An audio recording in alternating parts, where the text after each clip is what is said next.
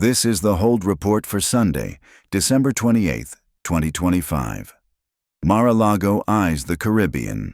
Volodymyr Zelenskyy meets Donald Trump in Florida today, carrying a 20-point peace framework he says is 90% ready, though he told European leaders that he doesn't expect Russia to budge. The sticking points remain the hardest ones. Who controls the Donbas, who manages the Zaporizhzhia nuclear plant, and what security guarantees the West will actually enforce. Zelenskyy has signaled willingness to accept a demilitarized zone, a significant concession. Moscow, for its part, has offered nothing. Russia struck Kyiv with one of the year's longest sustained attacks the day before the talks. Ukraine hit an oil refinery deep inside Russia this morning. Closer to home, the Caribbean is becoming an American sea.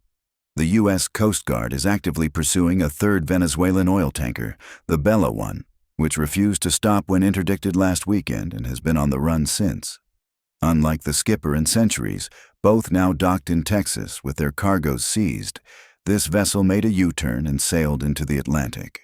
The administration is now considering deploying a specialized Maritime Special Response Team to board it by force. Trump's total and complete blockade of sanctioned Venezuelan tankers has drawn condemnation from UN human rights experts, who call it a prohibited use of military force. But with 15,000 troops and 11 warships deployed in the region, the largest U.S. naval presence in the Caribbean since the Cuban Missile Crisis, the administration is betting economic strangulation will succeed where sanctions alone have not. 76 to 80% of Venezuela's oil goes to China. Beijing has condemned the seizures as violations of international law.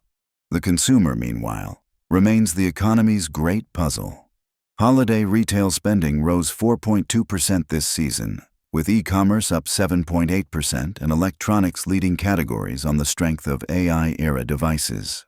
Holiday sales are expected to top $1 trillion for the first time, and yet 41% of Americans told CNBC they plan to spend less this year. Consumer confidence has now declined for 5 consecutive months. Consumer economic pessimism has reached its highest point since 1997. Deloitte found 77% of shoppers expect higher prices. 57% expect the economy to weaken, the gloomiest outlook in the survey's 40-year history. The paradox is that Americans are spending anyway, just differently, trading down, hunting promotions, and using AI to comparison shop. The labor market offers a partial explanation. The U.S. has settled into what economists call a low-hire, low-fire equilibrium. Unemployment at 4.5%, layoffs muted, but hiring frozen. Healthcare propped up job growth this year. Much of GDP growth is from AI infrastructure investments, which don't generate many jobs. And for college graduates entering the workforce, the picture is grimmer. Large employers predict the worst job market for new graduates since 2021. Companies are buying growth through M&A rather than building it through headcount. That M&A boom has been remarkable. Global deal-making hit $4.5 trillion this year, the second best year on record.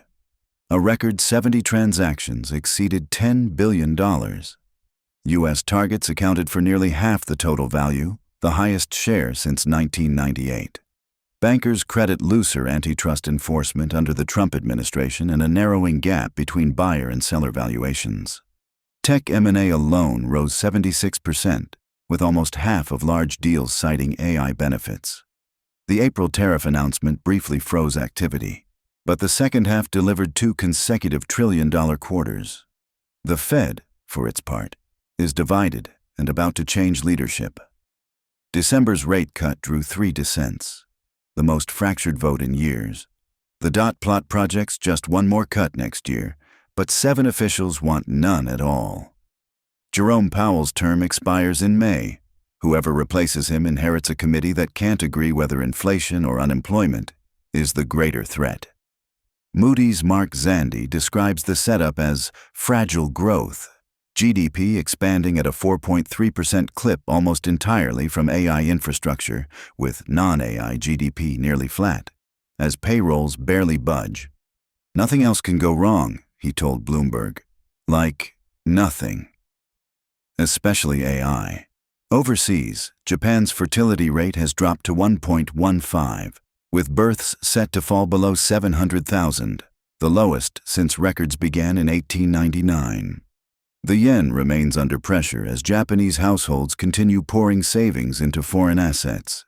In Europe, the ECB is wrestling with whether to cut rates further as growth stagnates, and China's industrial profits continue to slide amid deflation and weak demand. The year ends with markets near all-time highs and questions mounting about what supports them. Consumers are spending but not confident. Companies are acquiring but not hiring. The Fed is cutting but can't agree on why. 2026 will show which bubbles hold water.